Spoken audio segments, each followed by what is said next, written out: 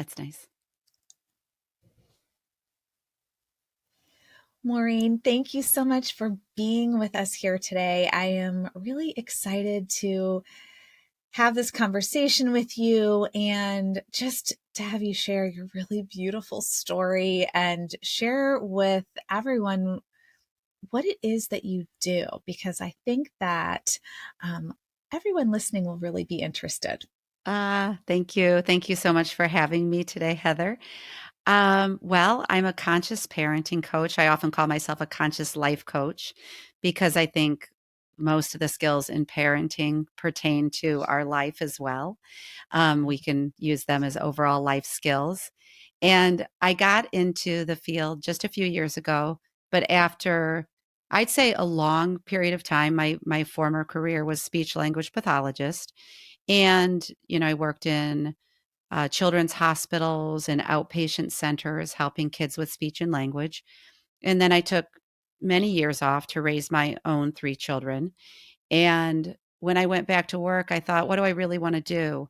And I went down the coaching path, tried a couple programs, and they weren't really speaking to me yet. And then I found Dr. Shefali Tsabary's Conscious Parenting Institute. And I knew that it was for me. It was just going to be perfect for me, and spent almost half a year in the virtual classroom learning from Dr. Shefali. And so she's been my teacher in terms of the conscious parenting, and then just going down the path of soul care coaching and just diving deeper all the time into how we can form intimate connections with ourselves in order to really serve and support the people around us too. But just this idea that even though this is called conscious parenting, that it really begins it looking inward and taking care of ourselves and meeting our own needs first. So that's kind of how I got started, and I just love the work, and I think it's a great partner for what your work is. Mhm. It absolutely is. And I think that's it's hard. I'm watching because we're both smiling as you say that, because we know how hard it is to make a conscious effort to take care of ourselves. Yeah. Mhm. Right. And so I'm wondering if we could actually talk about that a little bit before we talk about the parenting piece, because I think that um, often, especially if we're in any kind of crisis with our kids or our families or ourselves, it's very difficult to kind of stop and pull ourselves out of that and think, okay, what do I need to do first? Like, how do I care for myself so that I can then care for those around me and be more calm in Mm. this crisis or Yeah. whatever is going on. Yeah, I hear you, and it's so, so important, as we all know, and time is limited. We feel stressed, and so sometimes it's even hard to find the time. But I think first I'll say that the way that I think I used to think of self-care was along the lines of and this is certainly is, but being able to have a few moments alone, or take a walk, or um, be with a friend, or just any kind of a walk in nature, let's say. And those are really self-care principles for sure. And what I've learned through the work is that it's a process. When I sit down with a client and they come to me sort of bearing all, like, these are all the things that are going on, I start to focus in on really a lot of emotional self-care. Mhm. And so what that sort of looks like, Yeah. I'm going to just say a little bit about it, and it's going to say, well, that doesn't seem like I can, manage that. But what it is, it's a process that you can pull tools out of, but it's based on the premise that our emotions are here for us. So when we're feeling all the feels, and whether if it's the anger, the frustration, the sadness, the overwhelm, the resentment, the just flat out fatigue sometimes, it's all Mhm. there for us. And my teacher Susie Lula, she has a class called the Emotional Messenger System, and it's the basis for a lot of what I talk about. And it's that, yeah, those emotions are here for you, and they're not just, I think when we were young, And this is the part of conscious parenting where our lineage does come in, how we were parented, and Mm-hmm. therefore, like, how do we show up with the child in front of us? Um, there is sort of like there's a deconstructing of a lot of that, but just in terms of our emotional worlds, like learning that our bodies are this intelligence system. And so what's coming up for us is here for us to take a look at and say, thank you for being here. And it's signaling you to something that's underneath. So there's some unmet need. And I think that that's such a part of the self-care is like, what is really my unmet need here? In my anger, am I feeling, disconnected? Am I feeling I'm like I'm not being heard, I'm not being seen? That's an emotional need. Um, Anxiety, I feel uncertain about it. I need to connect with somebody. So there's this like whole learning process, like when I do my work, but just in general, just for the listeners to know everything that's coming to you is material for you that's actually kind of like gold. It's a gift and it doesn't feel like it in the moment, but it's there to, you know, unlayer. I don't want to say unwrap because sometimes it doesn't feel like a gift, but to unlayer and say like what do I need? Because so often as parents too, especially if it's like a crisis, we just go to the side. We just, we're the last person we take care of. I'm sure you've addressed Right. that before. And Right. so, creating this quiet space for this kind of introspection. And then, you know, the work too is learning to replace the voices that may have been judgmental or we had an underlying shame and just Mm-hmm. replace that with a newer, sort of upgraded, compassionate way of being with ourselves. Because, we've all been indoctrinated into the ways in which we're not enough, or we did something wrong, or we didn't show up for our child in the right way. And then those voices can really take us down. So, a retraining of coming to ourselves, self care with compassion. Right. Because that so easily loops if you're not aware. And it Hmm. just becomes the messaging that is constantly rolling in your subconscious. Yeah. Hmm. Right. Hmm. Um, I think one of the first things I remember learning this, and I think this is so common, especially for parents who are of our age group, um, the Gen Xers out there, that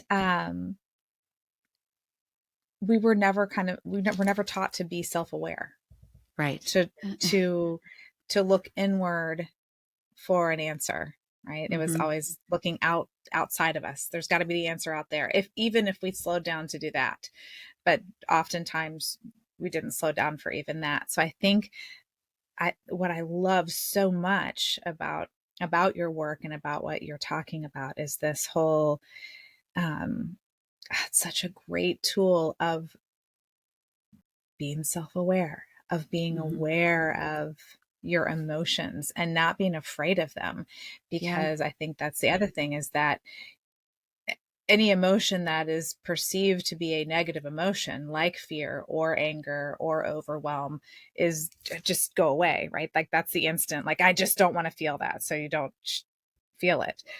But I love that you're talking about leaning into that, really, Yeah. right? Like Yeah. taking that deep breath and being like, okay, okay, anger, Yeah. why are you here? What are you trying to tell me? What do I need to learn? Hmm. That's hard. That's It really is hard. hard. Yeah, and when you're sharing, I'm thinking of, when we have that when the world around us seems like it's falling apart, that it's so essential for us to take up space during that time. I don't know if you found that for yourself. And it's one of the hardest things to do. And it reminds me too, just like the smallest tool of self-care is related to just what you said, like I need a timeout myself.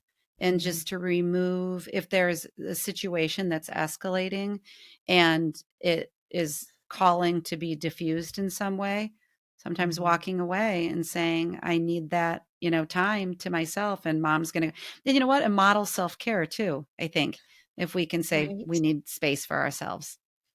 I need a Hmm. minute. Yeah. That was one of the best lessons that I learned, that it not only to do that for myself, but that it was okay to do that. Yeah. Like, not only Hmm. okay, but like encouraged, right? That when you're in those moments to be like, you know what? I just, instead of trying to find the perfect response or not having the perfect response and flying off the handle, right? Right. So to, when you're in those moments, just to be like, I need 5 minutes. Yeah. Just let me, Hmm. Hmm. to, whether it's walk away, go lock yourself in the bathroom for a minute, go scream in a pillow, go take a quick Right. walk around the block, right? Whatever it is, whatever you need. But to do that, because then that also allows, whether it's your child or your partner or whomever, them the space to take a breath. Hmm. I'm remembering a time even when one of my children was young, and being in the car with them. They were like little, like probably 5 or 6, and they were screaming, and I was so like supercharged and probably put into fight or flight, and me just being in the car and screaming my head off, and Mhm. not knowing, like remembering at that time in my life, I had no tools. I had nothing. I had no, Right. and that's Yeah. where, we do take a look at, like, oh, how did I grow up? Well, I grew up really suppressed. I grew up more authoritative, more disciplinarian household, and Mhm. that, and I knew that I greatly wanted to change it, but I didn't have any way to kind of learn how to deal with the emotions. And I think I had a therapist, but I think with the parenting stuff, it's just so hard. We can name Yeah. it. It's really Mhm. hard. And there's so many components to it. And even though the things we're saying may seem like low hanging fruit, simple, they're really big in terms of that awareness and taking the initial steps to say, I'm going to step out and take care of myself. And it's going to, as you build upon that, that's where it has that positive ripple effect, I think. And we all start Mhm. somewhere. I mean, and I think Mhm. where, your listeners, all parents, where we find ourselves at is just where we're supposed to be. And if we can honor and bless that and just know that that's fine, I think that there's part of this work. It's just like, hey, let's make an agreement that we're going to take away as much as possible the self-judgment and the self, any sort of Yes. blame, because it's not, like I said, it's not the easiest to be a parent. No, no, my gosh. And this is not, I mean, one of my bigger things is this is not about shooting on yourself, Mhm. or, looking back and being like, oh, I should have done these 12 things. And I am such a bad Yes. parent for, right? Bad parent, like just the shaming. And the And revisionist, yeah, like going back, I yes, should have back then. What if I would have, that's all would have turned out differently. right. Oh my goodness. I mean, and that does absolutely no good. In fact, it does harm. So being able to be gentle Mhm. and just start today. Right? Yeah, One small thing today, one positive thing that you can do for yourself today, right? yeah. Mhm, And just the past is the past. And it is, it informs us, mhm. but we don't have to be defined by it. Yeah. So Mhm.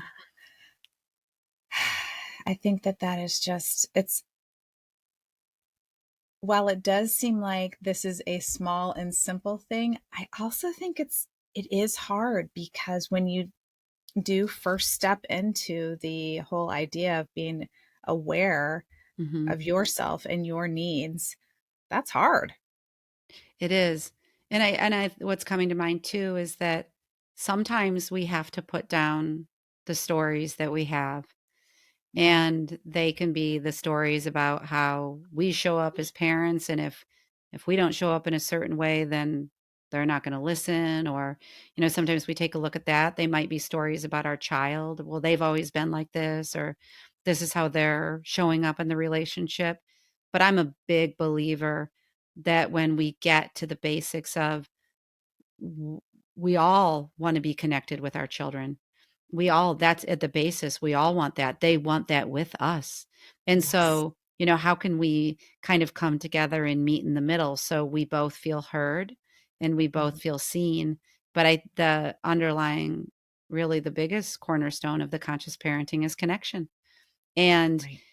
it's we were talking about that a little bit before we started, but that I think there is a lot of with Dr. Shefali's work for sure, but a present moment awareness.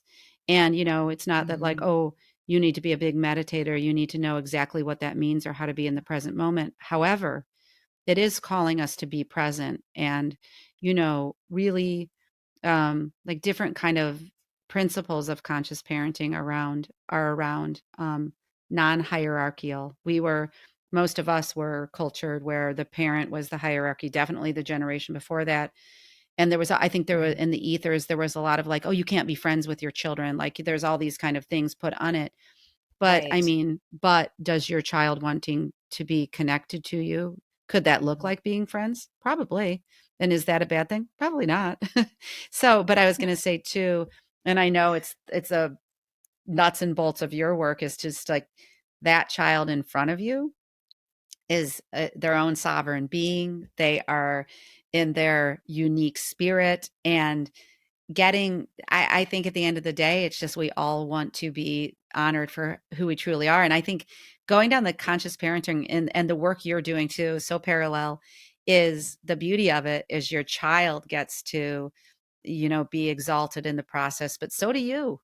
So do you. I Mhm. think that it's that journey of self-discovery that it's almost a gift that's for ourselves as much it is for them. Absolute oh my goodness, absolutely. And I think too, I mean, what I have seen and my kids, and I'm sure you've seen the same thing, they see it, they realize. And now they're, all old enough, my oldest ones for sure will comment on just the growth that's occurred, right? And do you remember 10 years ago you would have done this, but now you do this, right?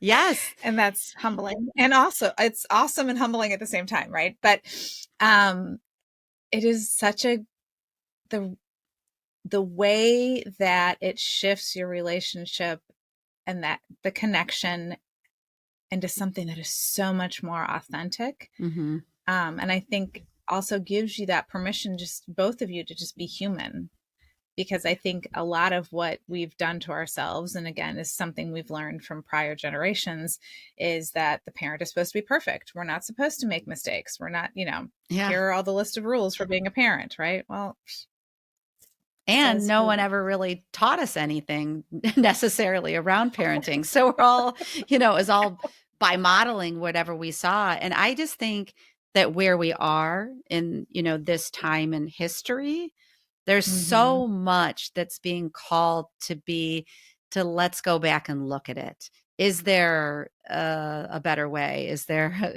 a more Yes. upgraded way? And especially today, we see a lot of kids requiring, they need more from us right now, but it's rewriting the rules. It's kind of going back and allowing ourselves to question, is this really working for me anymore? Right. Yeah. Right. And I also think the fact that, and I'm sure this is, very debatable, and there are a lot of different ways to look at this. But one thing that I do hear so much and people question is, why are, specific to my work, why are kids coming out earlier? Why does this seem like it's such a bigger thing now? And you could say that about a lot of different Hmm. things, right? But I don't think it's that any more kids are coming out now than were perhaps 30 years ago. It's just, it's in a lot of in some places and in some homes it is much more safe, right? Yeah. And just as far as the media they're consuming, it is more modeled for them, right? They see, or they're starting to see representation. So there is that model where they are feeling like, oh, okay, so it's not that it's anymore, it's Yeah. just, Hmm. right. That's And beautiful. Yeah.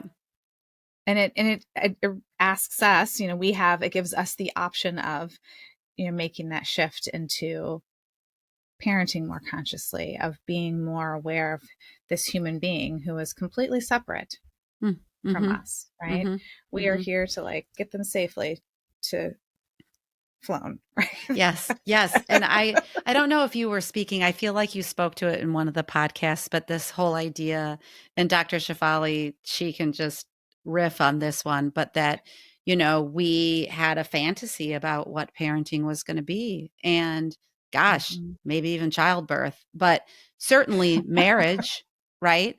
And that it was all this fantasy and the white dress and whatever it was for people, and like the happily ever after, or that your child's gonna do all these things, but then Mhm. we start going down the path, and that's really not how life is, and that's okay. We were just, my mom always used to say, we were sold a bill of goods. So it's an That older is a good saying, way but to say it. I always think that because right. It's we never know what's around the corner, and we Mm. can't always be prepared. But like we're saying, the more self-care, the more we do this work, the better we're going to come to it, the better Right. prepared we're going to be. That is true, I believe. Hmm. Absolutely. Absolutely. And I think too the whole being present thing, I know that the people find that to be difficult, just in general, right? That is a difficult, because we're going in a million directions all the time. That is something that our present world makes it very difficult for us to remain present in the moment. But the thing that I have found to be very helpful for me, and that has been helpful for clients of mine, is um, the work around validating, Hmm. because that requires you to really stay present and listen, Yeah. and to respond in a way that's not just repeating, but really understanding what's going on. Yeah. So that's been an incredibly helpful tool for me in a million ways, Yes. but definitely to being present. I love it because the validating is such a skill of listening to what someone has to say and then repeating back what you're hearing is, I think, what I understand. And the predecessor Yeah. for that for me is always that sacred listening. So letting go my agenda and what I need to get from somebody and just create an open space with no, it doesn't matter if nothing comes, but that's the safety you're talking about, right? If they can Right, enter right, in and have space held for them around, just like, oh, wait, she doesn't want anything from me. Dad doesn't need anything from me. It begins to right, transform. And that's what I was saying about it doesn't happen overnight. We know that. It's a lot of deposits in the bank. But if we can be in the place, and you're such a mentor for people around this, that it's going to be okay. I'm here to tell you, I'm here to like hold that space for you and hold right, that. And I'm not saying it's not going to be without it's really uncomfortable times, but I'm going to right. hold that space for you. Right. Yes, exactly. And I think holding space for that, being uncomfortable, like that's hard, and you can do it, Yeah. right? Yeah. I was thinking about it just this week, actually. We all continue to shift and grow, and I have some shifting that I can feel going on right now for me, and it is incredibly uncomfortable. And I keep just like sitting through it, and I'm like, Uh, okay, here it is. Like just doing the breathing, doing the things that I know work for me, and now that I understand what's going on. And I think that's half of it too, is understanding what's going on when you're like uncomfortable and you're like, what is this? Right. yes. Yeah. But And then I know, and you know, are there parts of you now or your former self that like I know for me, one of my distractions to not feel the feelings, to call people and just stay oh, busy because we've got, people have different kind of mhm, numbing out ways that they can avoid the feelings. But when you mhm, truly, when I truly have those moments and I'll go and just like sit in a chair in my front room or just try to just be with it, it's uncomfortable because for most of us, we've been putting that stuff down. And yes, so, yeah, it's a process, but even if it can be 30 seconds, right? Or like just right, becoming more aware Because like you're saying, that's self-care. That's even being in the discomfort. That's taking care of what your needs are. Yeah. Right. Mm-hmm. Exactly. And it is such a gift to be able to do that Mm-hmm. and to not feel shame around taking care of Yeah. yourself, Yeah. because there's that whole piece too, Mm-hmm. right? Mm-hmm. And so I think that, that's I one of my biggest things that I just want everyone to know is to take that time. Mm-hmm. You are absolutely 100% worth it. Yeah. And the dividends are, endless. Absolutely. Yeah. And So I think about you and your community that you're building, that's been building for a while, and just leaning into the support and listen. I really feel like that. Listen to the messages, listen to what you want to surround yourself with, right? right, I think that's really right. important. Hmm. So important, because it is so easy to get caught up in the negative messaging that Yeah. is very loud right Hmm. now, Hmm. and can be discouraging at the Yeah. least, right? Yeah. So I know. And I'm just to add, I remember years ago, someone told me I had gone through a health journey, and they said, why don't people, instead of saying this diagnosis, prognosis, why don't they say like name of the diagnosis plus success stories?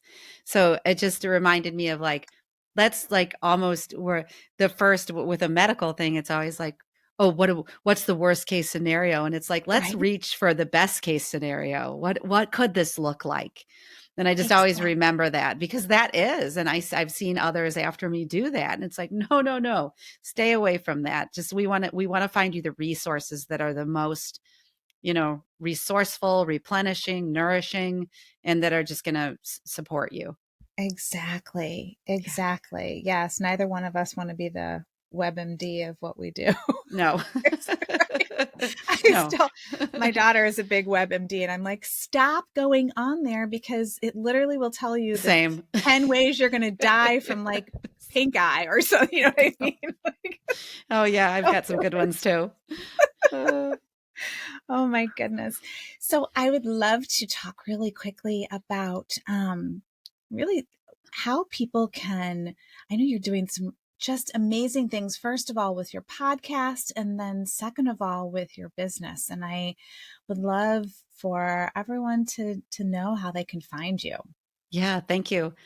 Well, I have my Maureen Spielman coaching business where I do one-on-one coaching, and that's a great joy of mine. You can find me at maureenspielman.com, on Instagram at Maureen Spielman.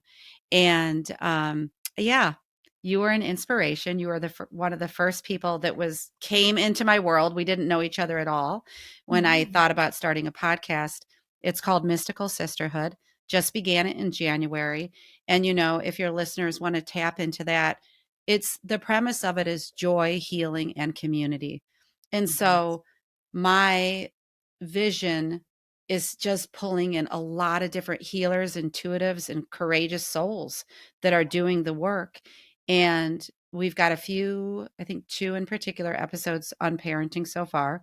One on parenting your adult children, and one in really attuning to your children that I highly recommend. But yeah, that's been a lot of fun. And that's Mystical Sisterhood on all podcast platforms. It's Mhm. beautiful. It Thank really you. is beautiful. You have done such an amazing job with it, and especially for just putting it out there in the world. I mean, not Yeah, bumpy thank at you. all. So just, I highly, highly recommend it.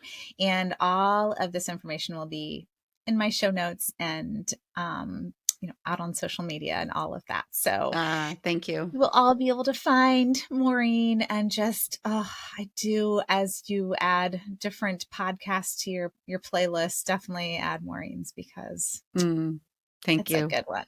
It's It's been just a fun. sometimes you need one that's like just fills your soul, and that's that's what it is. So, Yeah. Thanks. yeah. Of course. Well, thank you so much for being with me today. I really am so glad we got to do this, and I loved chatting with you. Yes. Thank you, Heather. It's been a pleasure.